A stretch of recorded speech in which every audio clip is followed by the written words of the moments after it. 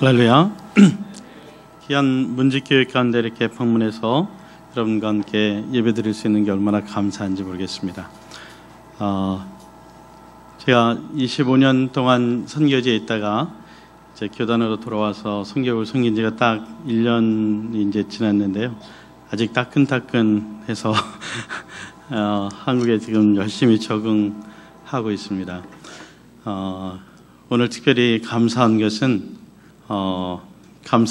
추수감사 예배를 우리가 하나님 앞에 드릴 수 있는 게 너무 감사하고, 또 이 감사 예배 가운데 선교사를 파송하는 파송 예배를 드릴 수 있는 것이 얼마나 감사한지 모르겠습니다. 또 파송 예배를 드리시는 우리 문지교회에 정말 축하를 드립니다. 요즘 다 경제도 어렵다고 얘기합니다.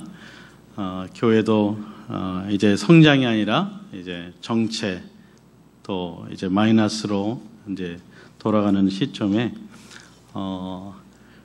한국 선교를 대표하는 선교한국이라는 청년 집회가 이제 매 2년마다 이렇게 이제 진행이 되는데, 지난번 그 선교한국의 참석자들이 이제 절반으로 줄었다는 이제 보고를 받으면서 지난 90년대를 통해서 한국 교회를 통해서 세계를 향해서 사용하셨던 그 놀라운 열기들이 이제 조금씩 식어져가는 그런 위기의 시대를 우리가 살아가고 있는 것이 아닌가 생각이 되었습니다. 한 가지 아이러니한 것은 우리 한국의 그 GNP, 우리 1인당 그 개인 소득 숫자와 그 우리 한국 교회가 전 세계를 향해서 보낸 선교사 파송 숫자하고 이렇게 거의 비슷합니다. 우연의 일치 같지만 그동안 세계 역사를 돌아보면 선교하는 민족 가운데 하나님께서 놀라운 부흥을 주셨던 것을 보게 되었습니다. 그래서 선교하는 교회를 하나님께서 붙잡으시고 선교하는 민족을 하나님께서 사용해 주신다고 믿습니다. 우리 한국 민족은 참 복을 좋아하는 것 같아요. 그렇죠? 제가 어렸을 때 보면 밥주발에도 복자가 있었고 숟가락에도 복자가 있고, 심지어는 제가 어린 시절에는 방마다 저녁 때가 되면 소중하게 들고 들어오는 물건이 하나가 있었습니다. 요강이라는 것이 있었는데 그 요강에도 복자가 새겨져 있습니다. 그리고 하나님께서도 하나님의 사람들을 부르실 때 늘 약속하셨던 약속이 있죠. 창세기 12장에 보면 하나님께서 아브라함을 부르시고 말씀하시기를 내가 내게 복을 주리라 이렇게 말씀하셨어요. 그런데 바울은 말하기를 우리가 믿음 안에서 아브라함의 후사가 되었다고 말씀하셔요. 그 말은 뭐냐면 아브라함에게 약속하셨던 복을 주시겠다는 이 말씀을 우리에게도 동일하게 적용되어 줄 수 있는 것입니다. 하나님이 여러분에게 복을 주실 것을 믿습니다. 그런데 하나님께서 그 복을 주시는 자에게 하나님께 주신 책임이 있습니다. 그 책임은 뭐냐면 하나님이 너를 복의 근원으로 만드시겠다고 말씀하십니다. 그 영어로 하면 더 그 뜻이 분명한데 I'll make you to be a blessing. 그래서 그 얘기는 뭐냐면 내가 복을 받는 자가 아니라 복 자체가 되겠다고 말씀하세요. 아멘. 그래서 우리 모두 한 사람 한 사람이 하나님의 복임을 믿습니다. 그런데 그러한 우리들에게 하나님께서 주신 책임이 있는데, 그것은 뭐냐면 너희가 그 복을 인해서 모든 민족이 너를 인해서 복을 받게 하시겠다고 말씀하세요. 일부 예배 때는 제가 그 얘기를 못했는데 오늘 예배를 드리면서 한 가지 비밀을 여러분에게 나눠주기를 원합니다. 여러분, 성경에 보면 하나님께서 사용하셨던 위대한 하나님의 인물들의 공통적인 특징이 하나가 있습니다. 뭘까요? 인물이 잘생겼다? 아닌 것 같고요. 성품이 탁월했다? 그것도 아닌 것 같습니다. 굉장히 도덕적이었다? 그런 것도 아닌데, 한 가지 흥미로운 것은 하나님께 사용하셨던 많은 인물들을 보면 그 사람들이 다 대부분 이중 문화를 경험한 사람들이었다는 것입니다. 여러분, 성경을 구약에서부터 신약까지 한번 잘 보세요. 여러분이 잘 알고 있는 모세 어디서 자랐습니까? 애굽에서 자랐습니다. 우리가 잘 알고 있는 요셉, 그가 어디서 많은 시간을 보냈습니까? 애굽에서 보냈습니다. 다니엘, 그렇죠? 신약에 오면 바울, 바나바, 수많은 인물들이 다 보면 이중 문화권에 있었던 것을 보게 되십니다.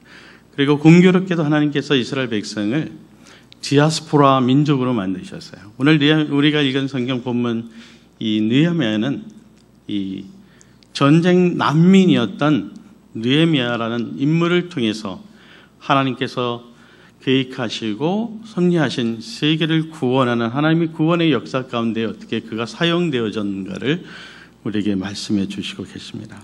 얼마 전 제가 몇 년 전에 제가 잘 아는 노 교수님을 만났는데 미국에 40년 전에 가신 분이 계세요. 굉장히 많은 어려운 가운데 미국에서 굉장한 성공을 거두셨고 교회뿐만 아니라 사회적으로도 굉장히 저명한 영향력 끼치는 인물이 되셨습니다. 근데 그분이 미국을 너무 좋아하셔가지고 제가 충격을 먹었는데 만약에 한국하고 미국하고 전쟁이 붙으면 자기는 미국 편에 서겠다고 그래가지고 제가 굉장히 그 마음에 원더링을 했는데 소위 말하는 아메리칸 드림이죠.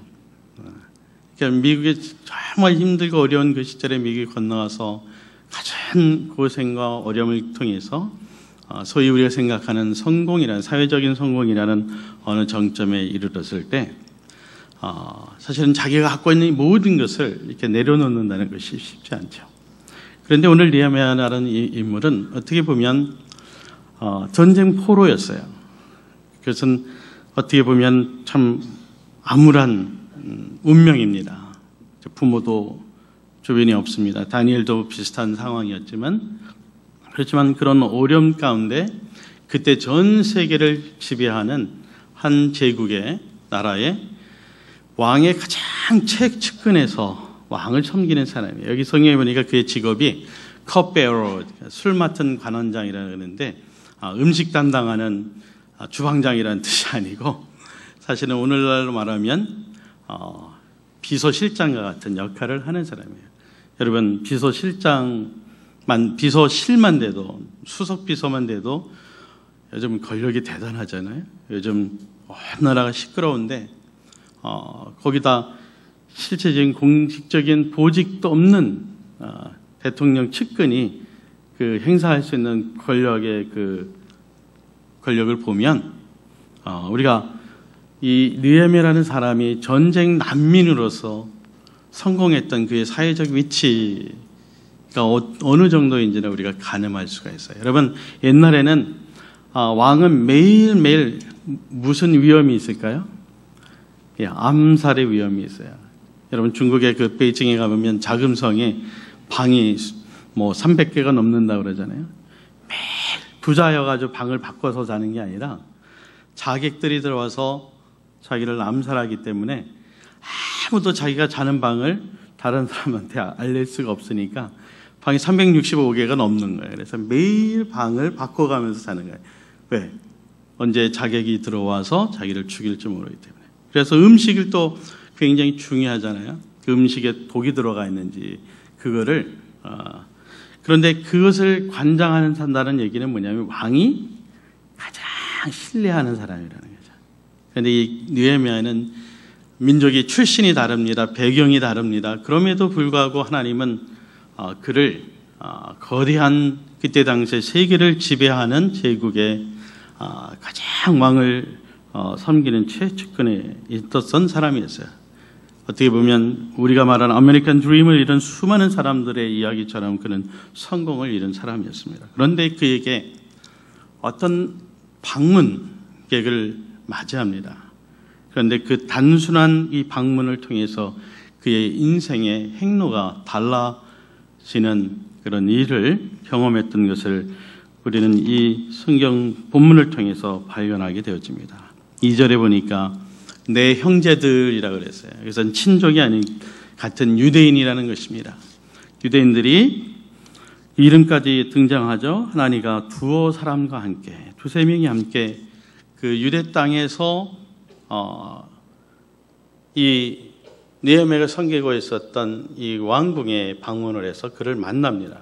그런데 느헤미야는 그들에게 이 예루살렘 성에 대한 소식을 묻습니다. 자기 조국에 대한 소식을 묻습니다.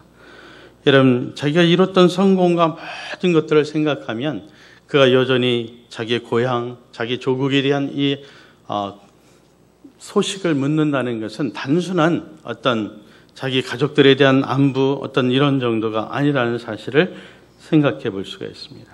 그는 전쟁 난민이었음에도 불구하고 마치 다니엘이 보여줬던 것처럼 그는 여전히 하나님, 이스라엘의 하나님을 섬기는 그러한 하나님의 사람이었던 것을 보게 되죠. 4절에 그가 하나님 앞에 기도할 때 이 말씀의 구절이 우리에게 보여주는 것처럼 그의 신앙의 그 태도가 어떤지를 우리는 살펴볼 수가 있죠. 4절에 보니까 하늘의 하나님 앞에라고 기도하는 느헤미야의 모습을 보게 되어집니다. 그 얘기는 그는 전쟁 포로로 조국을 떠난 지가 굉장히 오래되어져 있습니다. 그리고 우상을 섬기는 이 거대한 제국의 정치의 1번지 안에서 그 상을 살고 있음에도 불구하고 그는 우상을 섬기지 아니하고 동화되지 아니하고 여전히 여호와 하나님을 믿는 하나님의 사람이었다라는 사실을 보게 되어집니다. 오늘날 우리는 영적인 전쟁 가운데 살고 있습니다. 그것은 바로 뭐냐면 마치 느헤미야가 살았던 시대처럼 수많은 우상과 하나님을 대적하는 수많은 가치들이 온 문화와 우리 시대를 점령하고 있을 때 정말 하나님의 이름을 부르고 하나님을 믿는 그런 사람을 쉽지 않다는 것을 보게 되죠. 그래서 예수님도 뭐라고 말씀하셨어요? 말세에 우리가 믿는 자들을 보겠느냐, 믿음이 있는 자들을 볼 수 있겠느냐라고 말하면서 우리가 살고 있는 시대의 영적인 그림을 우리에게 보여주고 있습니다. 그런데 그가 예루살렘에 대한 소식을 물을 때 그들에게 이러한 이야기를 듣습니다. 3절에 보니까 예루살렘 성은 허물어졌습니다. 여러분, 예루살렘 성이 이스라엘 사람들에게, 유대인들에게 상징하는 것은 무엇일까요? 예루살렘 성은 단순히 수도라는 개념이 아니라 예루살렘 성은 하나님의 성전이 거하는 곳이었습니다. 그래서 이스라엘 백성들은 신약에도 보면 여리고가 예루살렘보다 높은 위치에 있습니다. 지리적으로는. 그런데 이스라엘 백성들은 항상 뭐라고 얘기하냐면 예루살렘에 올라간다고 그래요. 그리고 예루살렘에서 내려간다고 합니다. 지리적으로는 맞지 않는 거예요. 과학적으로는. 그럼에도 불구하고 왜 그 사람들은 그런 표현을 썼냐면 예루살렘은 하나님을 믿는 모든 사람들의 중심 가운데 있는 장소라는 것입니다. 그리고 그 성전 가운데서 하나님의 영광을 이스라엘 백성들은 경험했습니다.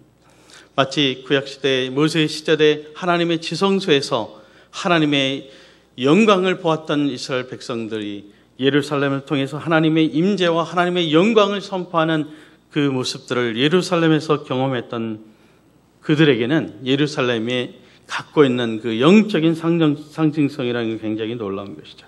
그런데 그 성이 어떻게 됐어요? 회파되어졌대요. 다 무너졌다는 것이죠.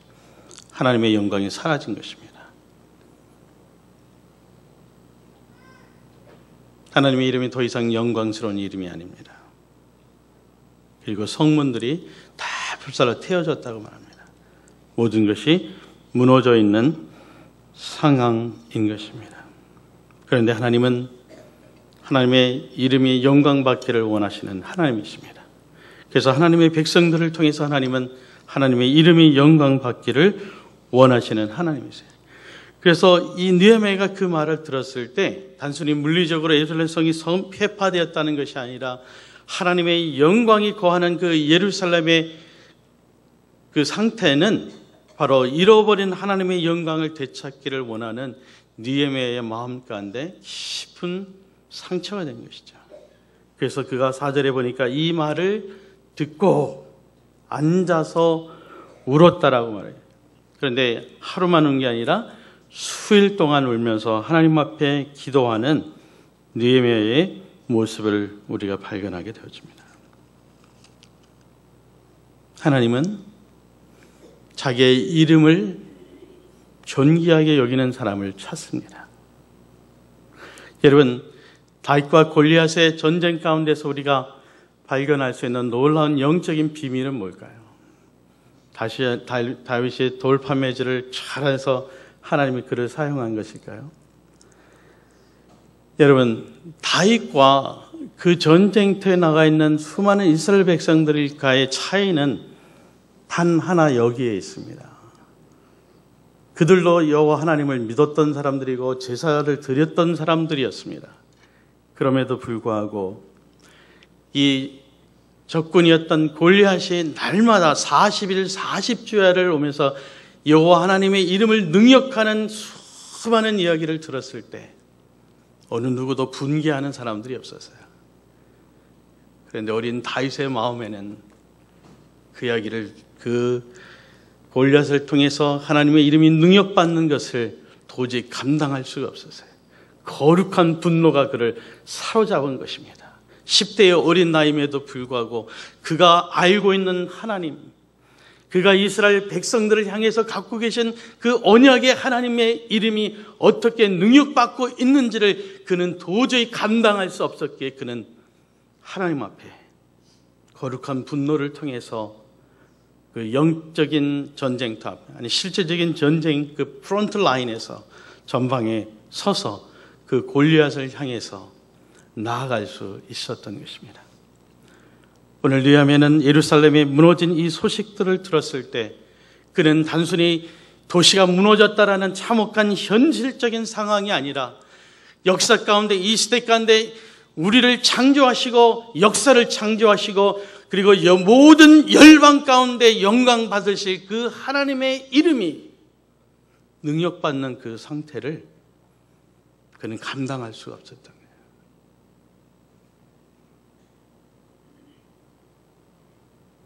존 파이퍼라는 목사님이 선교를 이렇게 정의를 했더라고요. 선교는 예배가 없는 곳에 예배가 있게 하는 것입니다. 하나님의 이스라엘 백성들을 부르시고 맡기신 부탁이 뭘까요? 그래서 하나님의 이름이 모든 민족들 가운데 불려지기를 원하셨어요. 아멘. 예배는 하나님을 창조자로 믿는 것입니다. 예배는 하나님이 우리를 구원하신 구원자라는 사실을 믿는 것입니다. 그리고 우리는 예배는 하나님이 이 세상을 창조하실 뿐만 아니라 영광스러운 자리에 계시는 존귀하신 영광스러운 존재라는 사실을 고백하는 것입니다. 그래서 예배라는 말, worship이라는 말은 worthy, 가치 있다라는 말에서 온 것이죠. 그렇기 때문에 하나님을 가장 존귀한 것으로 만드는 일이 이루어지지 않는다면 우린 예배하는 것이 아니에요. 선교는 무엇입니까? 수많은 민족들과 열방들 가운데 하나님의 이름이 불려지지 않을 때 그들은 하나님 앞에 예배드릴 수가 없어요. 하나님의 영광 가운데 거할 수가 없는 것입니다. 느헤미야는 그것을 감당할 수가 없었어요. 그래서 그는 그 참혹한 암담한 현실 속에서 그는 하나님 앞에 수일 동안을 금식하며 통곡하며 하나님 앞에 기도하는 것입니다. 하나님이 자기 자신의 사랑하는 독생자 예수 그리스도를 이 땅에 보냈을 때 아버지는 아들을 통해서 영광 받기를 원하셨어요. 그래서 예수님도 그렇게 말씀하셨죠. 아버지, 당신이 나를 통해서 이제 영광을 받으실 때가 되었습니다. 나를 존귀히 만드셔서 아버지 하나님, 당신이 영광 받기를 원합니다. 선교는 뭘까요? 하나님의 이름을 모르는 사람들이 여호와 하나님을 영광스러운 존재로 만드는 것이 선교인 것입니다. 수많은 사람들이 선교는 고아원 짓고 학교 짓고 병원 짓고 그것은 하나의 방법일 수 있을지 모르지만 그러나 궁극적으로 그 수많은 민족들의 한 사람 한 사람의 가슴 속에 살아계신 하나님의 아들 예수 그리스도를 통해서 존귀하신 그 하나님 아버지를 존귀하게 여기지 않는다면 그것은 선교가 아닌 것이죠. 저는 1991년도에 터키에 선교한 가운데 걸프 전쟁이 일어났을 때 좀 충격적인 사실을 보게 되었습니다. 이라크, 시리아, 터키, 이라크 주변에 있었던 어느 한 민족을 이제 학살을 하죠. 쿠르드족이라는 민족입니다. 이 쿠르드족은 성경에 나오는 메데라는 그 나라의 후손들이에요. 그런데 그 이후로부터 그 민족은 단 한 번도 다시 자기 나라를 가져본 적이 없는 그런 민족이었어요. 유랑하는 민족이었어요. 그리고 그들은 역사의 한 시점에서 이슬람을 믿는 모슬렘 사람들이 되었습니다. 그런데 모슬렘 사람들이 모슬렘인 이 쿠르드족을 학대하는 그런 일이 일어난 것이죠. 걸프 전쟁이 일어났을 때 매일 하루에 300명 이상의 쿠르드 사람들이 전쟁의 참혹한 현실 속에서 죽어져 가고 있었습니다. 제가 6개월 정도를 이 쿠르드 난민들을 돕는, 그래서 지뢰밭에서 지뢰를 밟아서 다리를 잃고 눈을 잃고 가는 수많은 쿠르드 사람들을 이 야전 병동을 세워가지고 매일 하루에 45건 이상의 수술을 하는 그 일들을 제가 크리스찬 의사들을 불러서 이 쿠르드 사람을 돕는 그런 사역을 한 6개월 정도를 하고 있었습니다. 저는 군대에서도 경험하지 못한 제 눈앞에서 또 제가 붙잡고 안고 있는 환자들이 제 눈앞에서 죽어져가는 모습을 보면서 제가 군대에서도 경험하지 못한 참혹한 전쟁의 상황들을 보게 됐어요. 근데 그때 제 마음 가운데 하나님 앞에 그런 원망하는 마음이 생기더라고요. 하나님, 당신은 사랑의 하나님이라고 말씀하시면서 어떻게 이 민족을 이렇게 내버려 두실 수 있습니까? 근데 더 놀라운 것은 걸프 전쟁이 일어난 1991년도까지 이 6,500만이 넘는 이 쿠르드 민족 가운데 단 한 명도 예수님을 믿는 크리스찬이 없었다는 것입니다. 우리가 수많은 곳에 선교사를 보내고 수많은 선교 사역들이 전 세계 곳곳에서 일어났지만 이 쿠르드 민족은 어떤 교회도 어떤 크리스찬도 이 쿠르드 민족이 그런 영적인 상황 가운데 또 역사적인 비참한 가운데 놓여 있다는 사실을 아무도 인식하지 못했어요. 그런데 하나님은 CNN이라는 한 방송국을 사용하셨어요. 여러분, CNN이 처음 방송을 개원하면서 첫 번째 한 일이 뭐냐면 이 걸프 전쟁을 실황 중계를 했잖아요. 전 세계 위성 그 TV를 통해서 전 세계 곳곳에서 막 포탄이 날라 떨어지고 미사일이 떨어지는 그 생생한 장면을 CNN이 전 세계 가운데 이제 방송을 해요.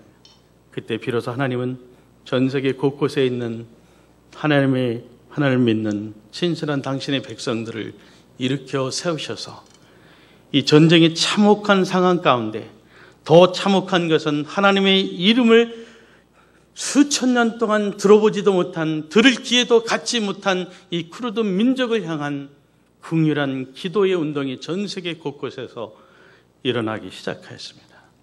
오죽하면 저 같은 한국인 선교사를 이 쿠르드 사람들을 만나게 하시고 그들을 위해서 기도하게 하셨을까요?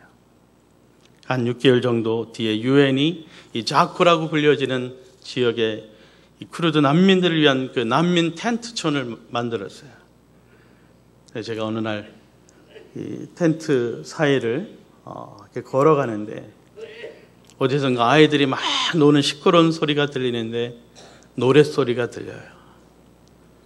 우리가 교회에서 옛날 고전 안틱한 노래죠. 좋으신 하나님, 여러분 그 찬양 아세요? 한번 불러볼까요? 1절만. 좋으신 하나님, 좋으신 하나님, 참 좋으신 나의 하나님.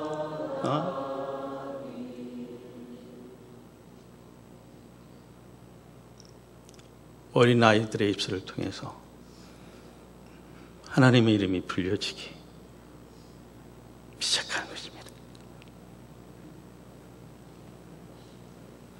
마치 수많은 민족들로부터 학대받고 핍박받았던 모세를 향해서 말씀하셨던 하나님이 말씀하셨던 것처럼 내 백성이 학대받는 것을 내가 보았고 그들의 울부짖음을 내가 들었다. 이제 내가 너를 보내어 내 백성을 구원하여 내리라고 말씀하셨던 하나님께서 오늘 수많은 쿠르드족이 하나님 앞에서 학대받고 울부짖는 그 기도의 소리를 들으셔서 하나님은 하나님의 백성들을 일으켜 세우셔서 그들을 향하여서 보내시는 일을 행하셨던 것입니다. 여러분, 우리는 하루에도 몇 번씩 수많은 뉴스들을 듣습니다. 소식들을 듣습니다. 더 감사한 것은 오늘날 위성을 통해서 전 세계 곳곳에 일어나는 수많은 이야기를 듣습니다.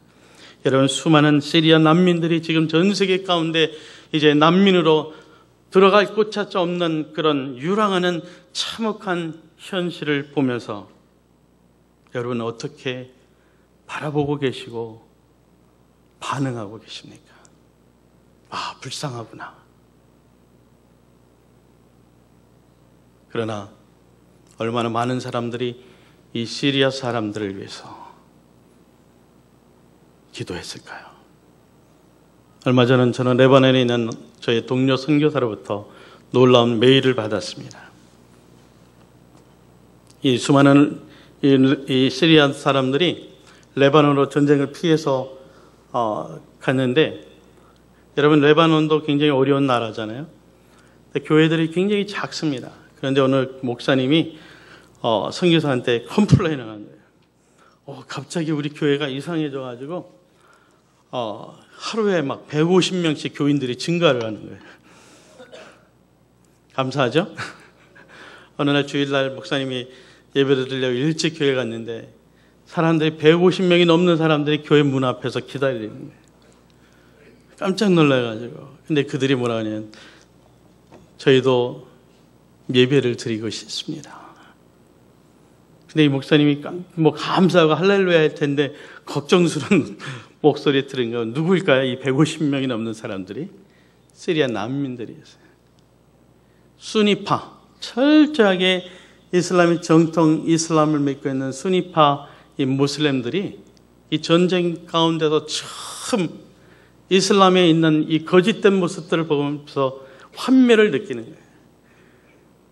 그러면서 그 목사님에게 당신이 예배하는 그 하나님을 우리가 알기를 원합니다. 우리에게 당신의 하나님을 말씀해 주십시오. 레바논의 수많은 교회들이 수많은 수니파 사람들로 막 150명, 50명 막 매주 일어나는 거예요. 할렐루야. 여러분이 시리아를 위해서 기도하신 분이 이 자리에 있다면 하나님께서 여러분의 기도를 통해서 영광 받으실 것을 믿습니다. 오늘 교회는 오늘 느헤미야가 가졌던 것처럼 이러한 영적인 부흥이 우리에게 필요하다고 믿습니다. 어린 다윗이 능력받는 하나님의 이름을 도저히 감당할 수 없어서 자신의 생명을 걸고 하나님의 영광을 위해서 자신의 삶을 드렸던 것처럼 오늘 느헤미야가 능력받는 하나님의 이름과 하나님의 영광이 사라진 예루살렘 성을 보며 슬피 울며 하나님 앞에 기도했던 것처럼 아프간에 있는 수많은 사람들이 아직 하나님의 이름을 모릅니다. 1294년 제가 모로코에 가서 한 수련회를 인도할 수 있는 기회가 있었습니다. 모로코에 있는 모든 크리스찬들이 다 모인 대대적인 수련회, 엑스폴로 74와 같은. 근데 여러분 몇 명 정도가 모였는지 아세요? 모로코에 있는 전체 교인들이 다 모인 집회인데 50명도 되지 않아요. 2,800만이 넘는 그 인구 가운데 1294년 통계는 모로코의 크리스찬이 100명도 되지 않습니다. 제 마음이 얼마나 참담했는지 모릅니다. 알제리아, 튀니지아, 수많은 아프리카의 모슬렘 국가들, 중앙아시아에 있는 수많은 국가들, 제가 1992년 중앙아시아에 있는 5개 나라를 방문할 때 너무나도 충격적이에요. 우즈베키스탄 크리스찬 인구 3명, 타지키스탄 5명, 카자흐스탄은 그나마 많아서 100여 명 정도의 크리스찬들이 있어요. 제가 1990년 터키에 갔을 때 인구 5,800만의 인구 가운데 크리스찬 인구가 150명 정도밖에 되지 않는 그런 상황 가운데, 그때 제 마음까지 하나님 앞에 그런 기도가 나오더라고요. 하나님, it's not fair. 하나님, 공평하지 않습니다. 우린 수많은 교회를 선택할 수 있고 수많은 설교들을 우리는 인터넷을 통해서 들을 수 있는 설교의 홍수 속에 살고 있을 때 지교의 어느 한 땅, 어느 한 곳에서는 평생 동안 예수 그리스도를 증거하는 사람이 없기 때문에 평생 동안 단 한 번 복음에 들을 수 있는 기회조차 갖지 못하는 그런 현실들이 우리 가운데 존재하고 있다는 사실을 우리가 다시 한번 생각해 볼 수 있는 우리들이 될 수 있기를 원합니다. 오늘 느헤미야가 이 방문한 어떤 사람들의 방문을 통해서 들었던 하나님의 음성처럼 오늘 우리가 주님 앞에 기도할 때 주님의 음성을 들을 수 있는 우리들이 되기를 원합니다. 너희들은 말하기를, 어떤 사람들은 말하기를 추수할 때가 아직 서너 달이 남았다고 말하지만 나는 너희에게 이렇게 말한다. 눈을 들어서 휘어져 있는 밭을 보라. 추수할 때가 가까웠는데 추수할 일꾼이 적다라고 말합니다. 여러분, 한국은 얼마 전 90년대 전 세계에서 세계에서 두 번째로 선교사를 가장 많이 파송한 국가였습니다.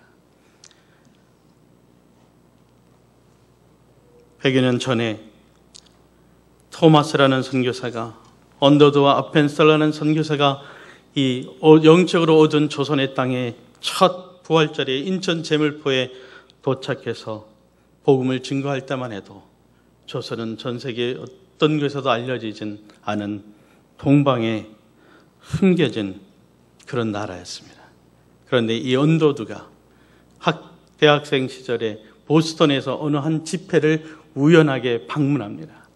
그리고 중국에서 방문한 이 선교사가 중국 이야기를 하지 않고 이상하게 조선 이야기를 흘려가는 말처럼 했어요.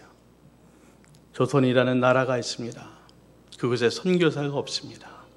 선교사가 필요한 것입니다. 필요한 나라입니다. 조선을 위해서 기도하여 주십시오. 수많은 사람들이 그 집회에 참석했지만 젊은 대학생이었던 언더우드는 그 말이 자기 가슴속에 떠나지 않고 계속 바더링 하는 거예요. 그리고 그는 마침내 자기가 전혀 알지 못했던 이 조선이라는 땅에 처음으로 20대 약간의 나이로 한국에 돌아와 그의 선교 사역을 시작하였습니다. 우리는 오늘날에도 수많은 이야기를 듣고 수많은 소식들을 듣습니다. 그러나 우리에게 필요한 것은 그 소식들 가운데 그 뒤에서 우리를 향해서 이 참혹한 영적인 현실들을 바라보고 우리가 어떻게 반응해야 될지를 바라보고 계시는 하나님의 음성을 듣는 우리 모두가 될 수 있기를 주의 이름으로 축복을 드리기를 원합니다. 오늘 우리가 세 가정을 이제 라오스와 태국과 몽골 땅에 보냅니다. 더 감사한 것은 라오스는 정말 선교가 필요한 땅입니다. 태국도 마찬가지입니다. 그러나 더 감사한 것은 우리 교단에서 처음으로 우리 몽골 땅에 우리 선교사가 갈 수 있다는 사실이 얼마나 감사한지 모릅니다. 우리가 보기에는 평범한 선교사들입니다. 아마 그때도 언더우드가 조선 땅을 밟을 때도 아는 그는 평범한 청년에 불과한 사람이었을 거예요.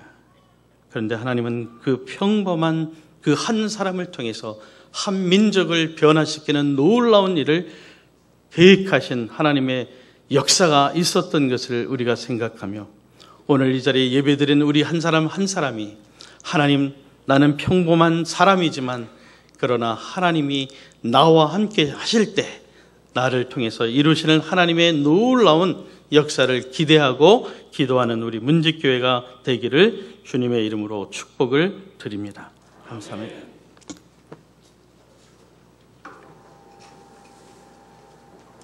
한번 우리 따라해 볼까요? 웃으면 복이 오고 감사하면 기적이 일어납니다. 네, 감사의 삶으로 하나님의 위대한 사명을 감당한 우리 모두가 되어야 할 줄로 믿습니다. 예배 후에 우리 감사의 마음을 나누는 공동 식사가 있어요. 모든 분들에게 다 준비한 식사가 있는데 그냥 가시면 큰일 납니다. 반드시 식사를 하시고 사랑의 교제를 꼭 나누시고